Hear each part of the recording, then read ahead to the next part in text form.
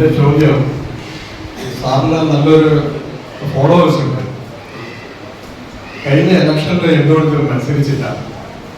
രണ്ടാമത്തെ ചോദ്യം, സപ്പോസ് താങ്കൾ മത്സരിച്ച് വിജയിക്കുകയാണെങ്കിൽ ഒരു മന്ത്രിയാകാൻ സാധ്യതയുണ്ടെങ്കിൽ ഏത് വകുപ്പ് സ്വീകരിക്കും? അതിൽ എന്ത് ചെയ്യും? എന്തുകൊണ്ട് ആ വകുപ്പ് സ്വീകരിക്കും? ഈ ഇലക്ഷനിൽ നിന്നല്ല, എനിക്ക് പലപ്പോഴും പല പാർട്ടികൾക്ക് ചെറുതായിട്ട് താല്പര്യമുണ്ടോ എന്നൊക്കെ ചോദിച്ചതിനോട് പറഞ്ഞിരുന്നു. പക്ഷെ എനിക്ക് അതിലൊരു താല്പര്യക്കുറവുണ്ടായിരുന്നു. രണ്ട് കാര്യം. ഒന്ന്, നമ്മുടെ എല്ലാ വിഭാഗം ആളുകളും നമ്മളെ ഇഷ്ടപ്പെടും. അപ്പോൾ ഇപ്പൊ ഞാൻ എക്സ് എന്ന് പറഞ്ഞ പാർട്ടിയിലേക്ക് പോയാൽ വൈയും സെറ്റിന്റെ ആളുകൾക്ക് നമ്മളോട് വിഷമം ഉണ്ടാവില്ല. എനിക്ക് വിഷമം ഉണ്ടായിട്ടുണ്ട്. ഞാൻ ഇഷ്ടപ്പെടുന്ന പല ആളുകളും ഞാൻ ഇഷ്ടപ്പെടാത്ത പാർട്ടിയിലേക്ക് പോയപ്പോൾ എനിക്ക് വിഷമം ഉണ്ടായിട്ടുണ്ട്. എങ്കിൽ സന്തോഷപ്പെട്ടിട്ടും ഇതേപോലെ ചെയ്യുമ്പോൾ മറ്റുള്ളവർ എന്നെ ഇഷ്ടപ്പെടുന്നവർ വേദനിക്കുകയാണ് ചെയ്യുക. ഇതാണ് കഴിയുന്നതും മാക്സിമം ഞാൻ കഴിച്ചുപിടിക്കും പാർട്ടി താല്പര്യമില്ലാതെ. രണ്ടാമത്തെ കാര്യം, നമ്മൾ ഒരു വ്യൂവേഴ്സിനെ അല്ലെങ്കിൽ നമ്മുടെ ഫോളോവേഴ്സിനെ എങ്ങനെയാണ് ഉണ്ടാക്കുന്നത്? നമ്മുടെ സിനിമ കൊണ്ടോ അല്ലെങ്കിൽ നമ്മളുടെ പാട്ടുകൾ കൊണ്ടോ മറ്റെന്തെങ്കിലും രീതിയിൽ നമ്മൾ ആളുകളെ അട്രാക്ട് ചെയ്ത് ഫോളോവേഴ്സ് ആക്കുകയും എന്നിട്ട് നമ്മൾ ഒന്നിന്റെ ഭാഗമാവുകയും ചെയ്യുമ്പോൾ നമ്മളൊരു സിനിമാക്കാരൻ എന്ന രീതിയിൽ ഫോളോ ചെയ്ത ആളുകളോടാണ് നാളെ മുതൽ ഞാനിങ്ങനെ MLA ആകുന്നത്, എല്ലാവരും എനിക്ക് വോട്ട് ചെയ്യുമെന്ന് പറഞ്ഞിട്ട് മറ്റുള്ള രാഷ്ട്രീയ പാർട്ടികളെ നമ്മൾ മോശമാക്കുമ്പോൾ അതൊരു ശരിയായിട്ട് എനിക്ക് തോന്നില്ല. കാരണം എനിക്ക് എൻ്റെ അമ്മ പണ്ടേ പറഞ്ഞ ഒരു കാര്യമാണ്, ഈ ലോകത്ത് ശരിയും തെറ്റുമില്ല, ധർമ്മം മാത്രമാണ്. നമ്മളൊരു മനുഷ്യർക്ക് ധർമ്മമാണ് നോക്കുന്നത്. എനിക്ക് ശരിയാ മനസ്സിലായി. അപ്പൊ എന്നോട് പറഞ്ഞ കാര്യം, ശരിയും തെറ്റും ആപേക്ഷികമാണ്. അതായത് നിങ്ങളുടെ ശരിയാവണമെന്നില്ല വേറെ ആളുടെ ശരി. ഇങ്ങനെ വരാം. ഒരു എക്സാമ്പിൾ കൂടെ കഴിയും. ഇപ്പോൾ ഇന്ത്യയും പാകിസ്ഥാനും തമ്മിലൊരു യുദ്ധം നടക്കുകയാണ്.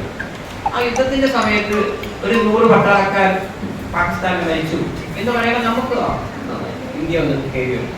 അവർക്ക് ദുഃഖമാണ്. ലോകത്തെ എല്ലാവർക്കും സന്തോഷം എന്ന് പറയുന്നത് അങ്ങനെ ആവുന്നില്ല.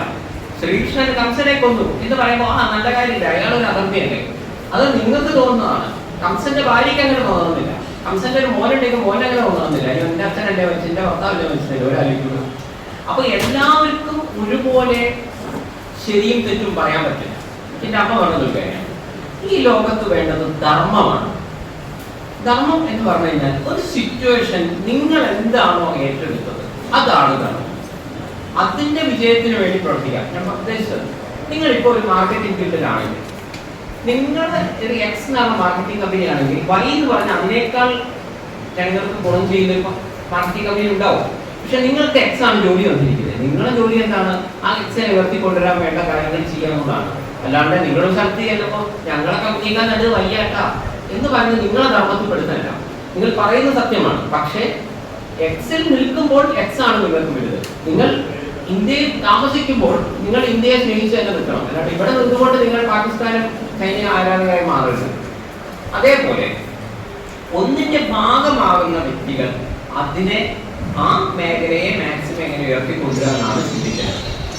അപ്പോൾ സന്തോഷ് പണ്ഡിറ്റിന്റെ ഒരു ധർമ്മത്തിന്റെ പെർസെപ്ഷനിൽ ചിന്തിക്കുമ്പോൾ സിനിമ എന്ന് പറഞ്ഞുകൊണ്ട് ആളുകളെ ആകർഷിപ്പിക്കുകയും അതിനുശേഷം ഞാൻ രാഷ്ട്രീയത്തിലേക്കോ ഇതിനോ മാറി നിങ്ങൾ ഈ പാർട്ടിക്ക് വോട്ട് ചെയ്യൂ എന്ന് പറയുന്നത് ധാർമ്മികമായി സന്തോഷ് പണ്ഡിറ്റ് ചെയ്ത് ശരിയല്ല.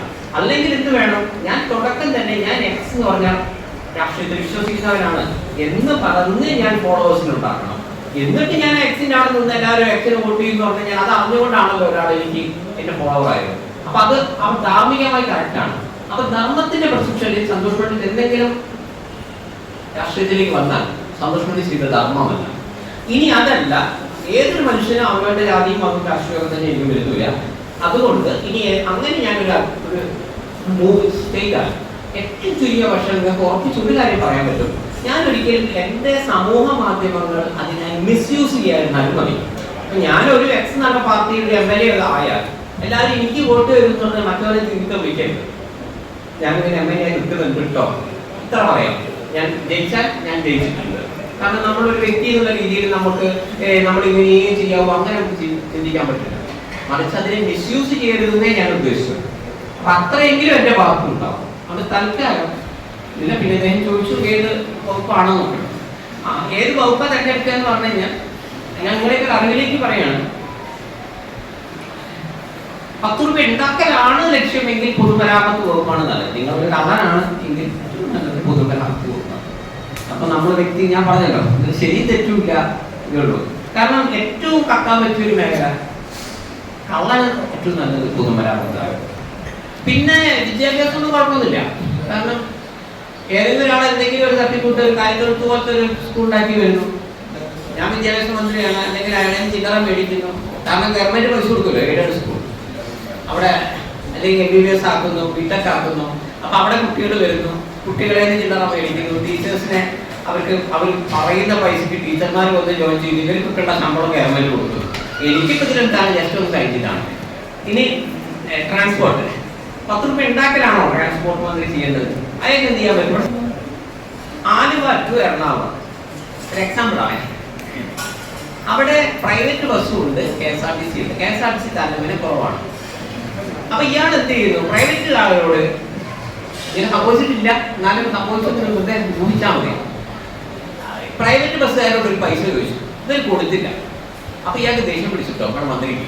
കാരണം എന്തിനു കൊടുക്കണം എന്നാണ് അവർ ചിന്തിച്ചത്.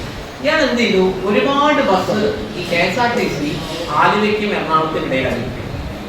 അപ്പൊ സ്വാഭാവികമായിട്ട് എന്തായി? ഈ പ്രൈവറ്റ് ബസ്സുകാർക്ക് ഇത് കിട്ടാതായി.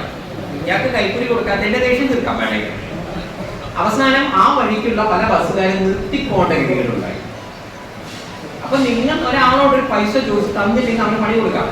ഇപ്പൊ നിങ്ങളൊരു എക്സൈസ് മന്ത്രിയാണ്, 10 രൂപ ഉണ്ടാക്കണം. നിങ്ങൾ എന്ത് ചെയ്യാം? ഞാൻ മദ്യം നിർത്തുക എന്ന് പറഞ്ഞ ഒറ്റ സ്റ്റേറ്റ്മെന്റ് ഇട്ടാൽ മതി. ഉടനെ ഇവിടുത്തെ ബാധകാരും മറ്റൊരു പറയും, ചേട്ടാ പ്ലീസ് ഞങ്ങളെ കഞ്ഞൂടി കുടിക്കരുത്. അപ്പൊ നിങ്ങൾക്ക് പൈസ കിട്ടും. അവിടെ ചില്ലറ ഉണ്ടാക്കലാണ് ലക്ഷ്യമെങ്കിൽ ഇതിലേതെങ്കിലും ഒരു തെരഞ്ഞെടുക്കുന്നതാണ് നല്ലത്. ഇനി അതല്ല, ഏത് വകുപ്പാണെന്ന് പറഞ്ഞു കഴിഞ്ഞാൽ കുറച്ചുകൂടെ എനിക്ക് തോന്നുന്നു ഗ്രാമവികസനം, ഇല്ലെങ്കിലുള്ള വകുപ്പൊന്നുമല്ല, ഒരു സീരിയസ് ആയിട്ട് ചിന്തിക്കുന്നവന് ഗ്രാമവികസനമൊക്കെ തിരഞ്ഞെടുക്കാൻ പറ്റുന്നതാണ്. അതേപോലെ ആഭ്യന്തരവും കിട്ടിയാൽ കുറച്ചുകൂടി ഡിസിപ്ലിൻ കിട്ടിയാൻ പറ്റും കഴിയും. അപ്പോൾ ഇത് ആവൂല, ആവുകയാണെങ്കിൽ ഈ 2 സ്ഥാനമാണ് എനിക്ക് കുറച്ചുകൂടി ഇഷ്ടം.